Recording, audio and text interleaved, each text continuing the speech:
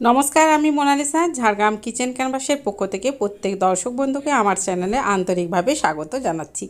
आजके आमी खूबई एकटा टेस्टी एबं इउनिक एकटा रान्ना तालेर এটা বছরে সব সময় পাওয়া যায় না। তো সফট রান্নাটা কিভাবে করতে হয় দেখুন। প্রথমে একটা বাটিতে আমি 1 কাপ চালের গুঁড়ো নিয়ে নিয়েছি, তার সাথে হাফ চামচ থেকে একটু বেশি লবণ নিয়ে নিলাম এবং তার সাথে 1 কাপ মতো আমি আটা নিয়ে নিচ্ছি, আপনারা ময়দাও নিতে পারেন। তো এই উপকরণগুলো শুকনো আমি ভালো করে মিক্সড করে নিচ্ছি। তারপর 2 কাপ আমি সুজি ভেজানো অ্যাড করে দিচ্ছি। এই সুজিটা আমি আধ ঘন্টা আগে ভিজিয়ে রেখেছিলাম এবং জলটা ফেলে দিয়েছি, সুজিটা খুব নরম হয়ে গেছে।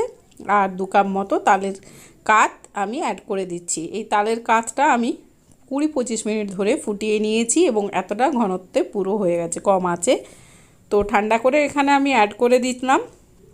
আর এই পর্যায়ে যদি তালের কিছু ছিটে থাকে সেগুলো ফেলে দিতে হবে। তো ভালো করে আমি মিশিয়ে নিচ্ছি আর তালের ছিটেগুলো বাদ দিয়ে দিচ্ছি।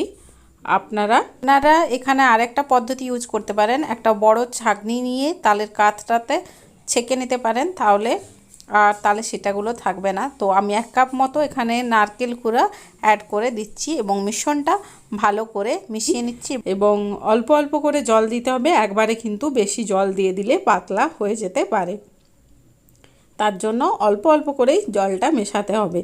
আর ভালো করে মিশ্রণটা নেড়েচেড়ে মিশিয়ে নিতে হবে, না হলে কিন্তু দানা থেকে যেতে পারে। এখানে 1 কাপ মতো আমি চিনি অ্যাড করে দিচ্ছি, ভালো করে মিশিয়ে নিচ্ছি এবং ব্যাটারের ঘনত্বটা দেখে নিন।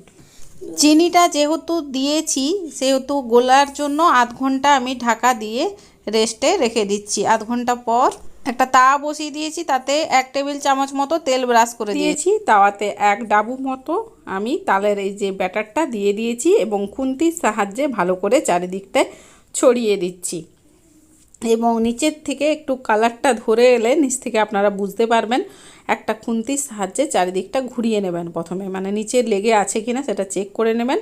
তারপরে খুন্তি ঢুকিয়ে অপর পাশটা উল্টে দেবেন। এইভাবে 3-4 মিনিট ধরে করে নেবেন। আর গ্যাসের স্পিডটা লো টু মিডিয়ামে রাখবেন। খুব যদি স্পিড দিয়ে দেন তাহলে কিন্তু মানে নিচটা পুড়ে যাওয়ার সম্ভাবনা থাকে, তার জন্য লো টু মিডিয়াম স্পিডেই করতে হবে, তাতে সফট হবে এবং সুন্দর হবে। এইভাবে ডাবু দিয়েও পিছন দিয়েও গোল করে ঘুরিয়ে নিতে পারেন।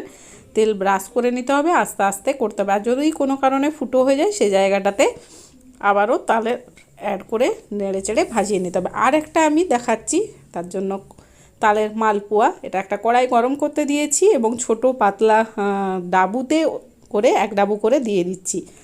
আর এক পাশটা ভাজা হয়ে গেলে অপর পাশটা উল্টে দেবো। আর এটার জন্য আর অন্য কোনো ব্যাটার নয়, যে ব্যাটারটা করেছিলাম এই ব্যাটারটাই করছি। ওটা কম তেল দিয়ে খাওয়া আর এটা ডিপ ফ্রাই করে ভাজা, আর কি ব্যাপারটা, অন্য কিছু না।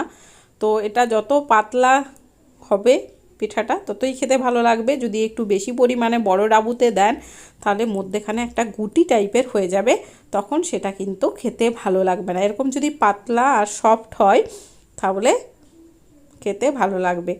আর এই পদ্ধতিতে আমি ক্রমশ ভেজে নিচ্ছি। আর রেসিপিটা যদি ভালো লাগে অবশ্যই একটা লাইক করবেন আর কমেন্ট করবেন। আর আমার চ্যানেলে নতুন হয়ে থাকলে বেল নোটিফিকেশানটা অন করবেন এবং চ্যানেলটা সাবস্ক্রাইব করতে ভুলবেন না। তো আমার এইভাবে ভাজা হয়ে গেল। আর আপনারা বাড়িতে বানান আর কমেন্ট করুন আর কতটা সফট হয়েছে। এই যে দেখে নিন, দেখতে যতটা সুন্দর হয়েছে খেতে অনেক বেশি সফট এবং টেস্টি হয়েছে। আমি ভেঙে করে দেখিয়ে দিচ্ছি, একটা হাতের মুঠোর মধ্যে চলে আসছে, কতটা নরম হয়েছে। আমি ছিঁড়েও দেখিয়ে দিচ্ছি কতটা সফট হয়েছে। দেখছেন কতটা সফট হয়েছে, একদম জাস্ট তুলতুলে। এটা সরু চুগলিটা। আর আমি একটা মালপোয়াও দেখিয়ে দিচ্ছি, দেখছেন একদম ভাঁজ করে ছোট, একদম হাতের মধ্যে চলে যাচ্ছে।